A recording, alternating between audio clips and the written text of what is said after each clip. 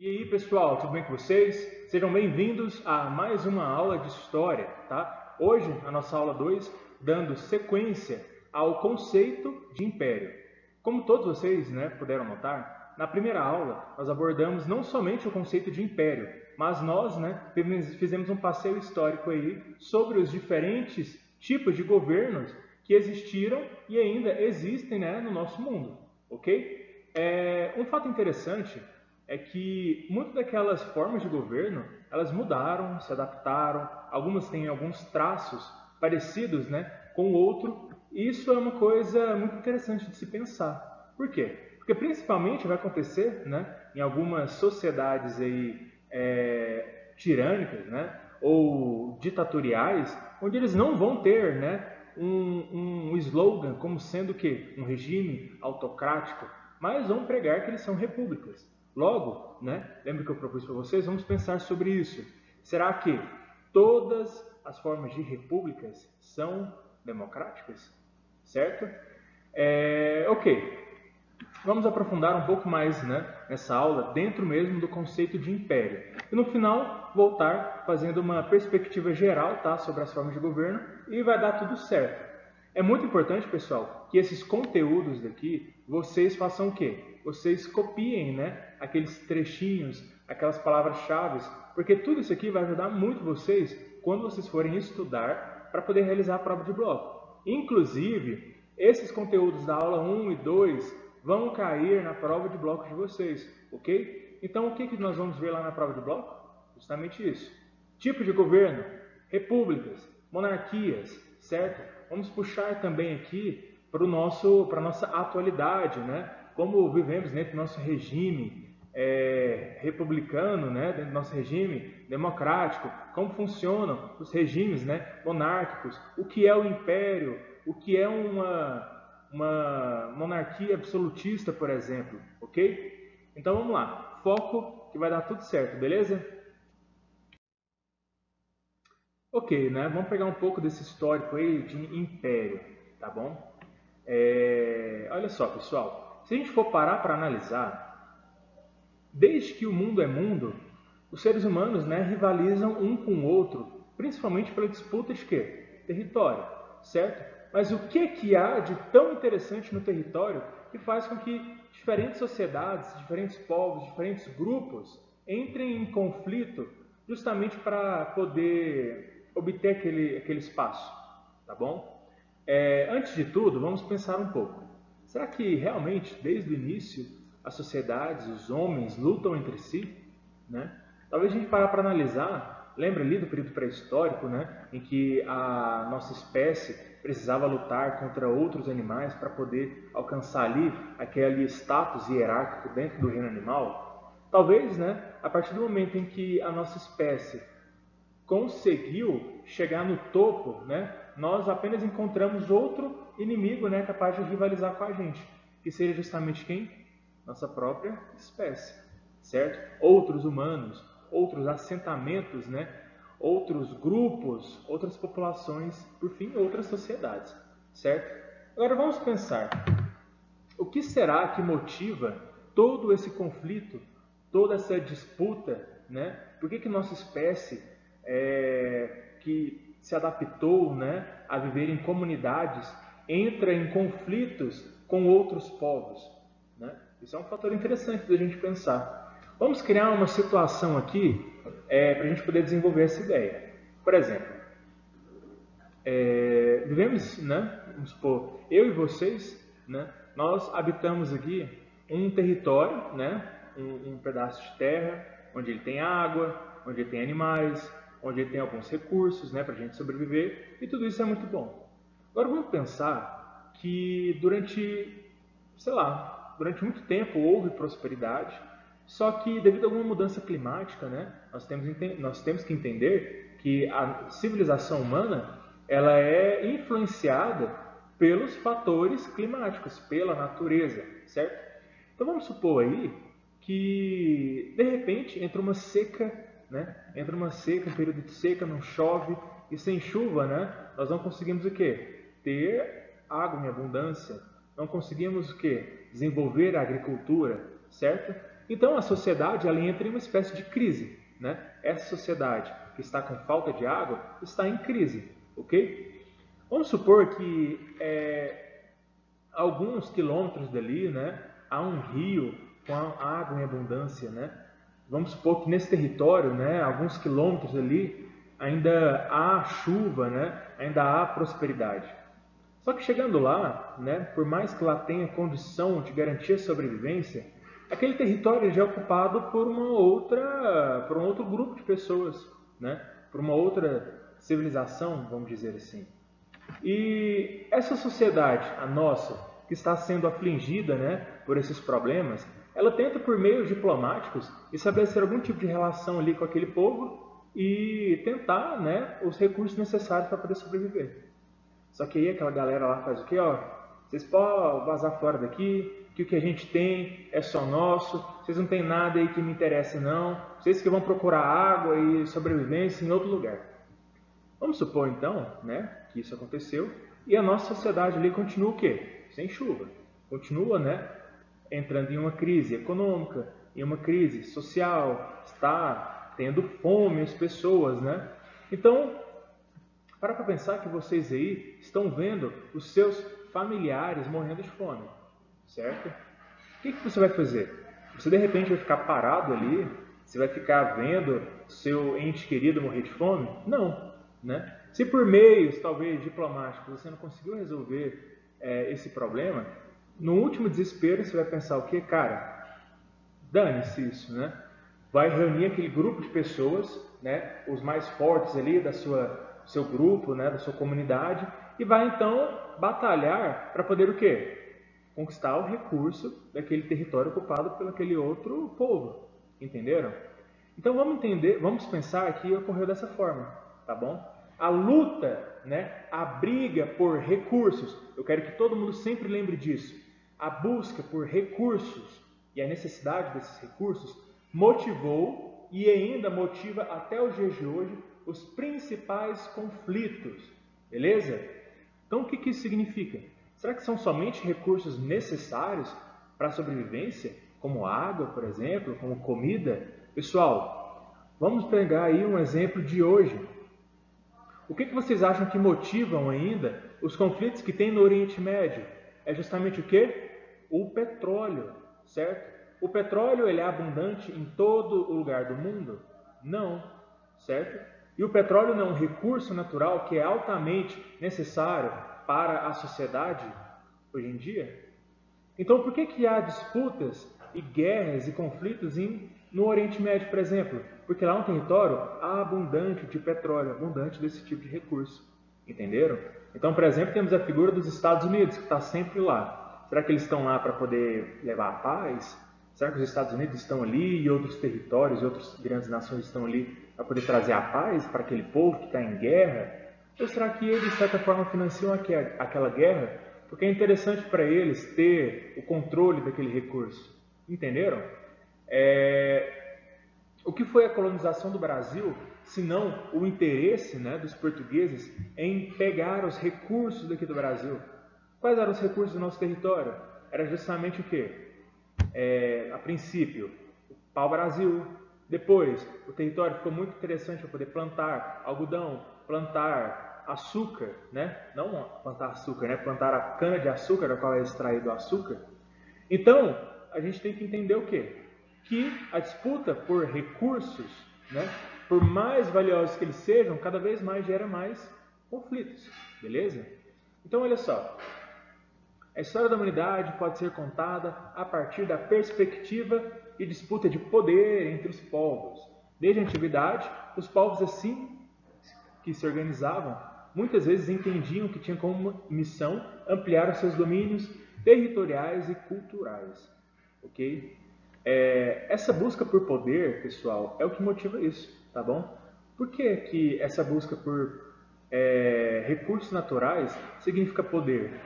Porque em outras formas, pessoal, por mais valioso que seja o recurso, mais aquilo, né, tem um poder econômico por trás.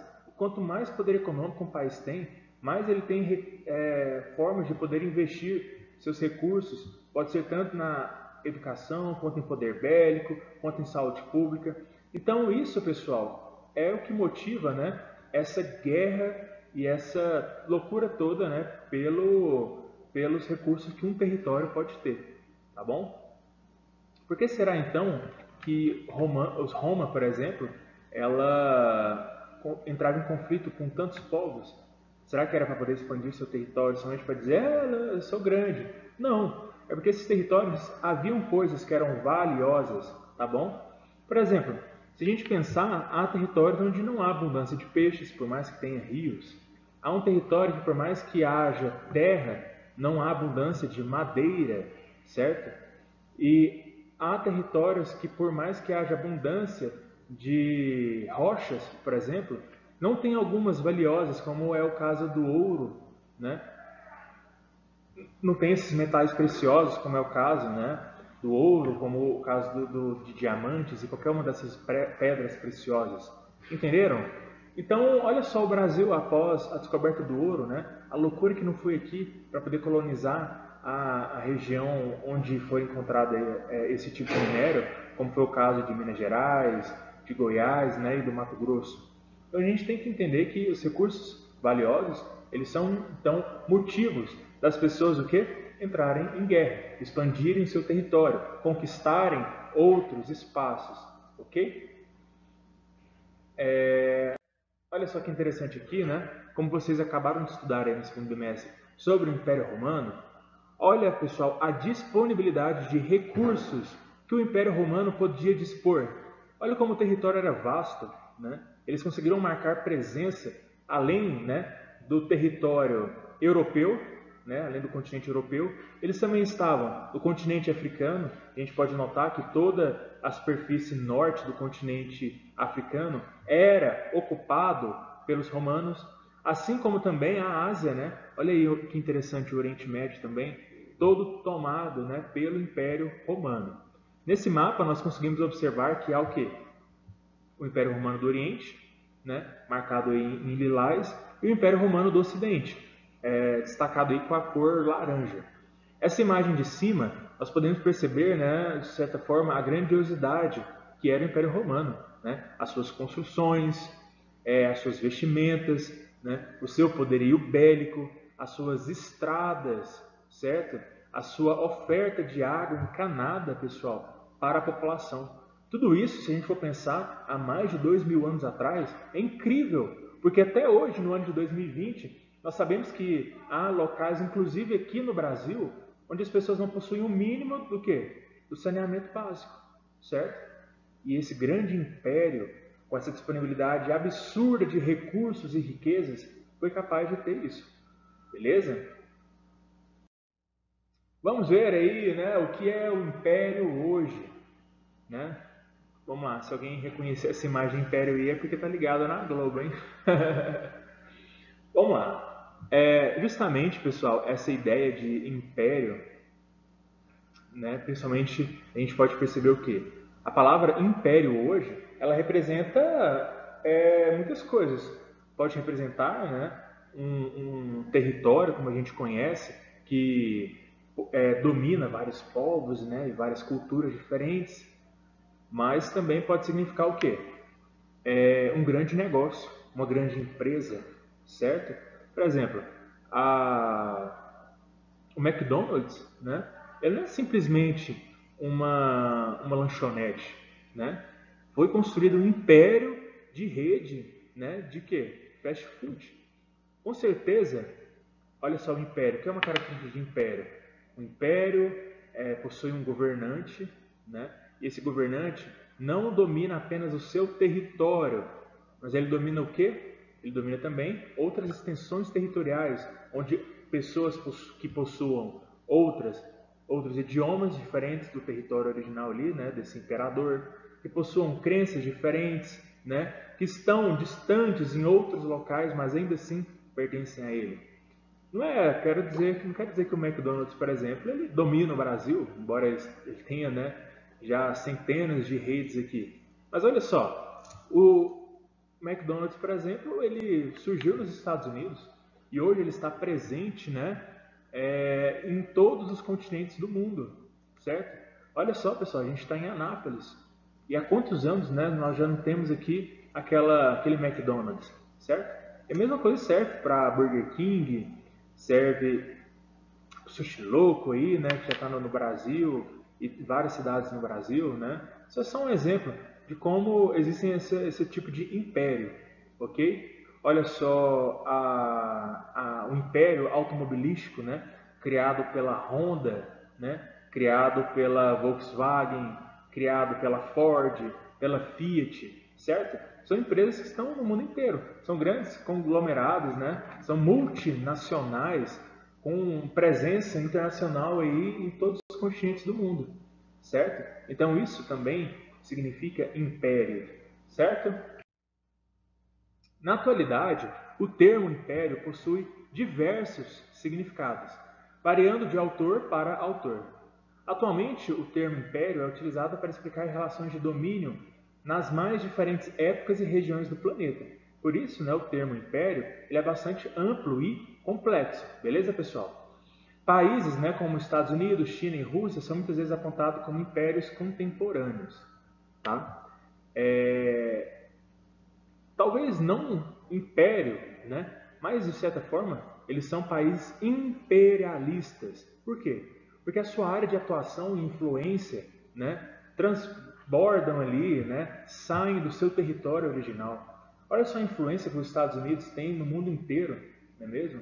Olha só a influência que a China tem.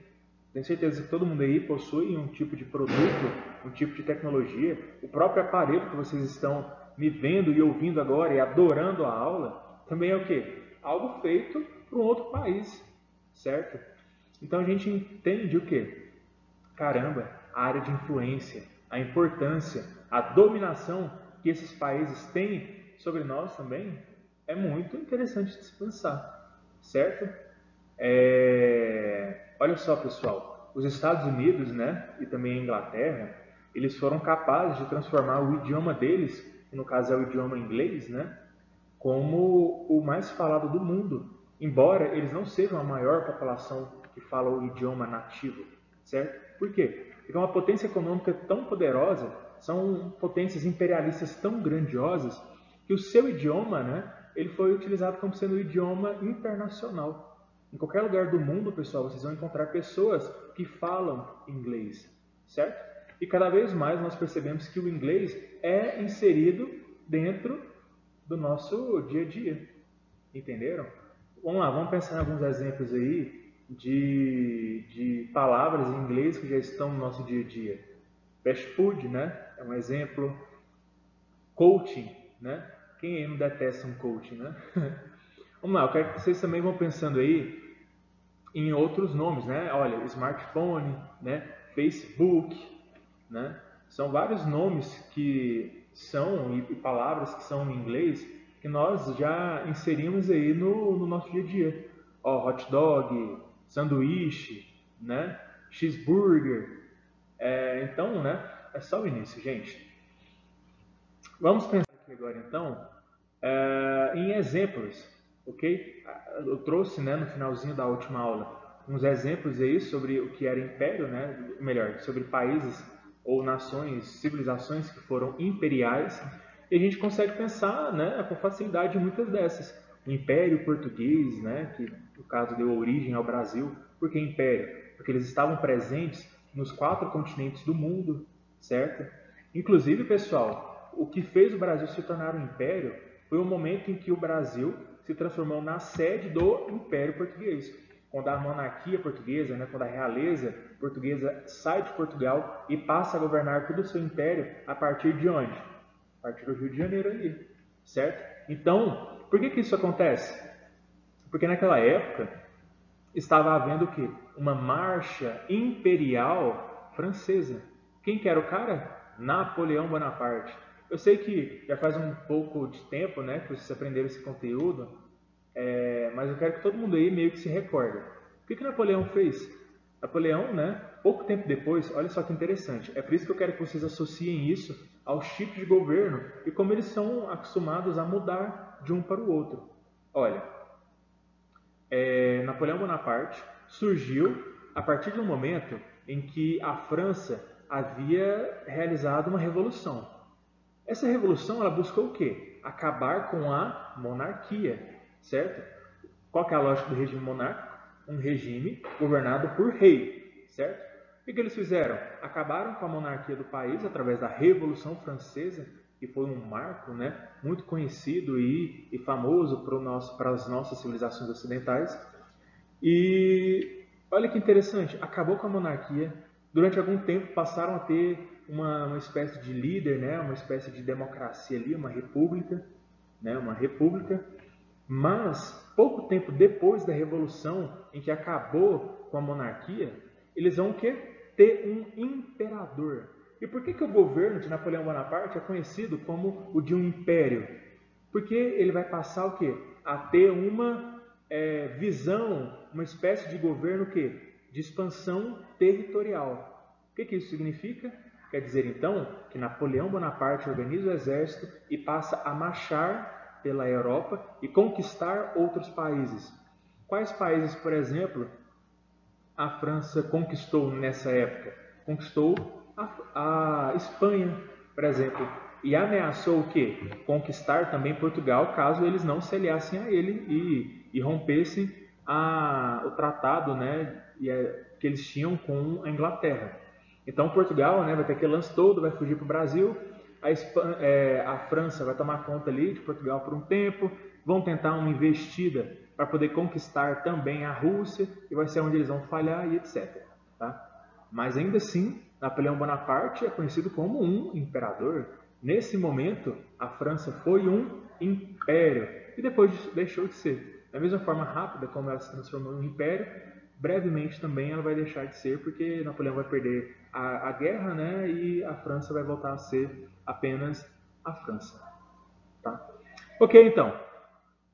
Exemplos, né, de monarquias atuais, ou seja, monarquias que ainda existem no dia de hoje. O Reino Unido, né? Todo mundo aí conhece a Betinha, né? A Espanha, a Bélgica, a Arábia Saudita. Inclusive, pessoal, podemos perceber que a Arábia Saudita está tanto aqui como monarquia atual, quanto também em autocracia. Porque lá, pessoal, existe um regime absolutista, ou seja, o rei manda em tudo ali, beleza? Tá bom? Assim como eu falei para vocês que existem monarquias que são constitucionais, né? Existem ainda monarquias que são absolutistas, ok? E era justamente a França, com a monarquia absolutista, que vai ser o que vai motivar a Revolução Francesa, tá bom? Porque a população, graças ao iluminismo e alguns outros fatores, começam a perceber que o mundo já não merece mais ter regimes autocráticos, onde a monarquia pode tudo e o povo não pode nada, tá bom? Repúblicas, né? A maior parte do mundo hoje, né, dos países, possui um tipo de governo republicano.